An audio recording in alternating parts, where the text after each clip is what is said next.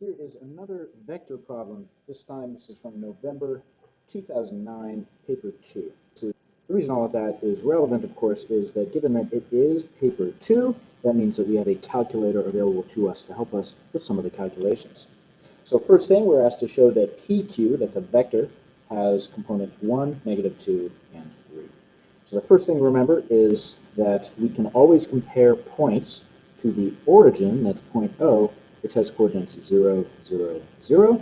So if that is the case, PQ we can find by doing OQ minus OP. In other words, we can just take the final position point, that would be Q, and subtract the coordinates of P from that. So that would be 3, -3, and 8. It's the final position on vector PQ, and then subtract 2, -1, and 5 from that, and from that we get 1, -2, and 3, which is what this was asking us to show. Next thing, we're given a line that is represented by this R here. And the first question asks us is, what is this 3, -3, 8? What is the significance of this with respect to L1? Well, one thing you might remember when we did equations of lines and vectors is that we have a starting point, and then from that starting point we are adding on a direction vector multiplied by our t. So that means that this 3, -3, 8, it's a starting point. Specifically, we can say it is a point that is on line L1. And it's not the only starting point, it just means that it is a point located on L1. And so this is all we need for part 1. And then for part 2, it asks us to write down another vector representation for L1 using that point.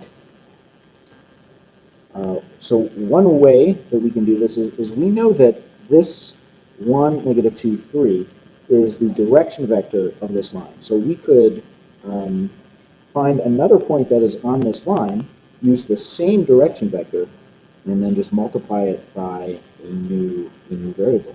So really, as long as we have this direction vector, or this direction vector of 1, -2, 3, we could multiply it by some scalar multiple. So it could be this times 2, or it could be this times 3, or it could be this times really any multiple. So let's multiply it by 2 just for fun, and then we need to then use the same starting vector because it says to use this point 3, -3, 8. So 3, -3, and 8 plus some new vector times another variable, and we could use t. So this means that this will become 3, -3, 8, and then it could be the vector 2, -4, 6 times t. And so any of these would be appropriate. We could use t, we could use s, and we could use any variable as long as this vector multiplying, so this vector that is multiplying our parameter, you might remember that constant that is multiplying the direction vector is often called the parameter. We just need to have some scalar multiple of that vector in order for it to be the same line.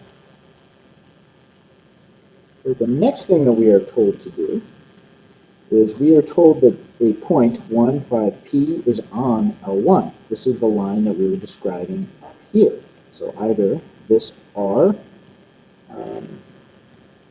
talking about this R, or we could use our answer to number 2 to come up with this.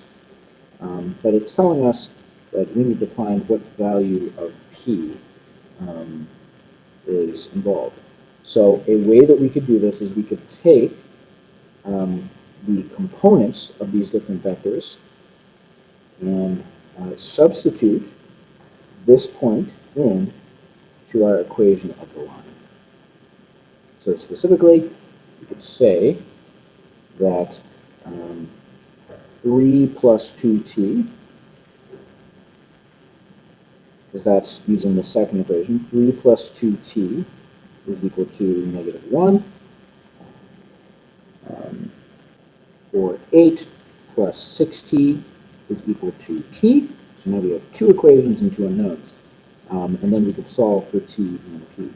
Now just one more time to make sure you understand where this is coming from, I am taking this component of this equation of the line and I'm setting it equal to the same component of t, that vector that's located there. So 3 plus 2t, and I'm just setting that equal to negative 1. And then I'm doing the same thing by relating 8 plus 6t, that's the final component, the z component, and setting that equal to the p that's in this point, this vector. So if I now solve this equation, 2t is equal to negative 4, so t is equal to negative 2. And so if I take that negative 2 and substitute it in here, that becomes 8 plus 6 times negative 2 is equal to p. Little algebra gives us the p then. It's going to be equal to 8 minus 12, which is negative 4. We also have another point t, which is on L2, that has this equation that we're given here. And so we again are looking to relate the components of these equations together. On this, however, we know that the point of intersection is the same point that we just found in the previous problem. So the point 1, 5, negative 4 is on L2. If we now take this and substitute it into this equation, we can figure out what Q needs to be. And this is the same process as what we did to figure out what P is.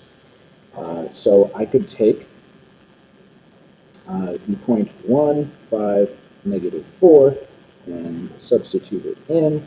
So I could take negative 1, that's the x component right there, and set it equal to negative 3 plus t.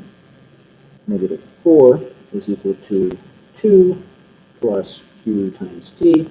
I solve this equation right here, and I can get that t is equal to 2. And if that is the case, negative 4 is 2 plus q times 2. 2q plus 2 is equal to negative 4. 2q then is equal to negative 6, which means q is negative 3, which is exactly what this question is asking us to show. And finally, this says, let theta be the obtuse angle between L1 and L2.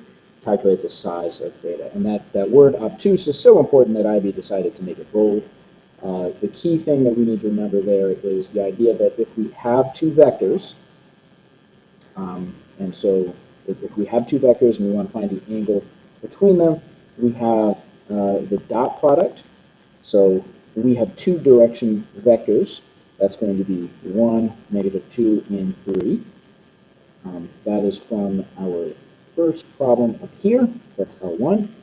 We have a second vector, which is the one we just figured out here. 1, negative 2, and negative 3. That is this one right here that we just found value of q for. And we know that the dot product of those two vectors is going to be equal to the magnitudes of each one.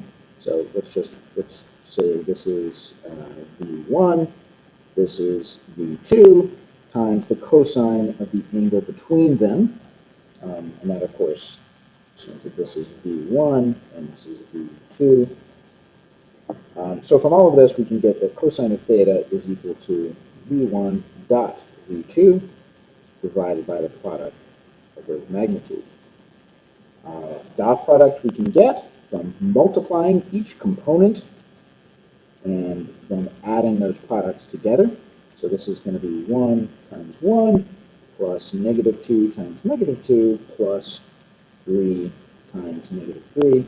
And then we need the magnitudes of each vector as well. So this is going to be the square root of 1 squared plus negative 2 squared plus 3 squared times the magnitude of that second vector, which I see I mislabeled that. So the square root of 1 squared plus negative 2 squared plus negative 3 squared is So let's simplify that. That dot product altogether is -4.